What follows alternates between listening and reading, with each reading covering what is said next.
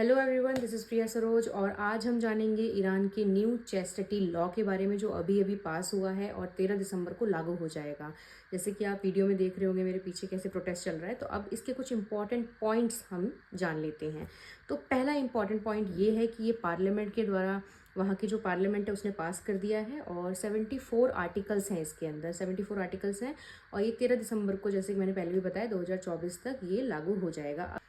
ये कानून जो है वहाँ के जो ड्रेस कोड है उसको और ज़्यादा रिस्ट्रिक्ट करता है, ना कि सिर्फ औरतों के लिए बल्कि आदमियों के लिए भी। और इस लॉ को पास किया है कि वहाँ की गार्डियन काउंसिल ने, और ये जो लॉ है बहुत जल्दी ही वहाँ पे लागू हो जाएगा और अभी भी वहाँ पर जो है बहुत सारे प्रोटेस्ट चालू हैं।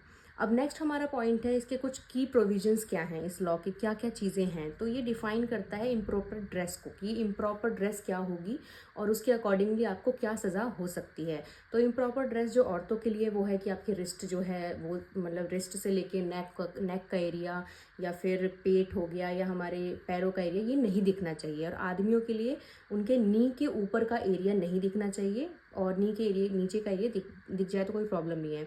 और सभी जो सिटीजन्स हैं वहाँ के लोगों को एनकरेज किया गया है कि अगर वायलेशन होता है तो आप प्लीज़ जल्दी से जल्दी वहाँ की अथॉरिटी को बताएं ताकि कोई सज़ा उनके लिए हो सके। अब बात करते हैं कि अगर उस लॉ को, जो ये लॉ इन्होंने बनाया है, अगर उसको वायलेट किया गया तो क्या क्या वहाँ पर सज़ा उनको मिल सकती है।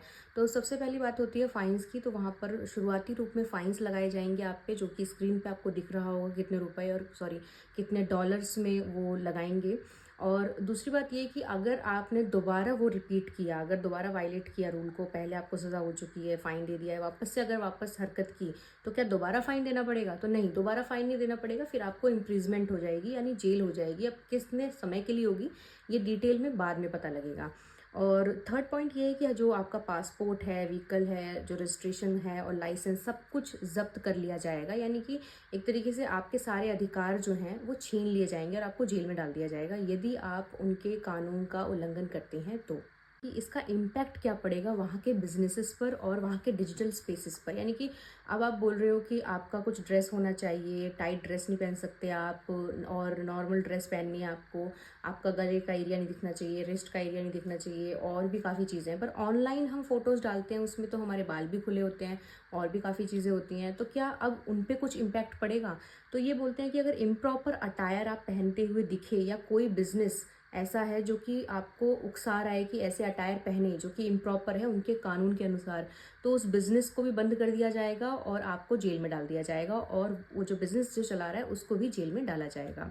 दूसरा पॉइंट, जो सोशल मीडिया का कंटेंट है वो भी आप समझ के ही डालेंगे अब से, यानी कि जो ईरान के लोग हैं, और अगर उन दिखा कि ये मतलब वायलेट हो रहे हैं रूल्स तो आपको जेल हो सकती है। यानी कि अब आप इंस्टा, फेसबुक या जितने भी सोशल मीडिया प्लेटफॉर्म जो वहाँ चलते हैं वहाँ पर वो लोग अब फोटोज़ वगैरह उस तरीके से नहीं डाल सकते जो कि रूल्स को वायलेट करें। अब बात आती है कि वहाँ की गवर्नमेंट को ये पता कैसे लगेगा कि आपने उन रूल्स को मतलब फॉलो नहीं किया है।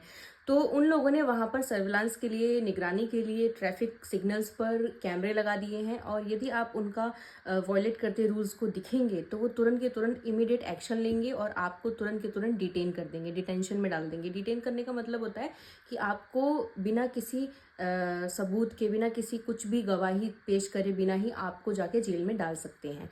तो ये है वहाँ का रूल्स एंड रेगुलेशन, यदि आप वहाँ पे चीज़ें फॉलो नहीं करते हैं तो। ये जानते हैं कि कुछ हिस्टोरिकल कॉन्टेक्स्ट भी है इस चीज़ का कि नहीं।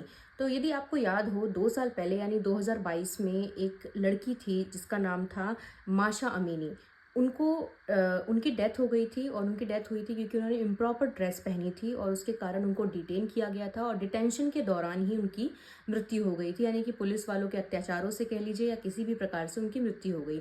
उसके बाद भारी प्रोटेस्ट, जैसा कि आप स्क्रीन पे देख रहे हैं, ये उसी समय के प्रोटेस्ट हैं और प्रोटेस्ट बहुत ज़्यादा हो गए। इसके कारण वहाँ के ड्रेस कोड्स को और ज़्यादा मजबूत किया गया और रिस्ट्रिक्ट किया गया आदमियों और औरतों को ऐसे कपड़े पहनने से जो कि उनके अनुसार गलत हैं। और उस समय जो प्रोटेस्ट चला उसने एक मूवमेंट चालू किया पूरे विश्व में जिसका नाम था वुमेन लाइफ फ्रीडम।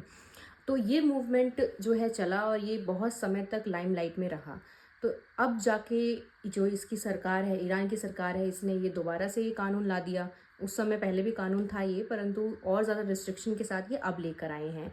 आपको मैं पहले बता दूं कि 1973 या 4 के दरमियान क्या था कि ईरान का जो पूरा का पूरा काया पलट किया गया था, यानी कि जो वहाँ पर इस्लामिक लॉ है वो लागू करवा दिया गया था, और उसके बाद से ही वहाँ की दुर्गति चालू हो गई। और आज ये हाल है कि वहाँ के कपड़ों को लेकर लॉ बनाए जा रहे हैं। तो आप देख सकते हैं कि विमेन जो राइट्स हैं वो कितने ज़्यादा खतरे में हैं। इवन मैन के राइट भी वहाँ खतरे में है, पर विमेन के राइट ज़्यादा खतरे में है। तो आई होप कि आपको ये वीडियो पसंद आई होगी, and please like and subscribe my channel.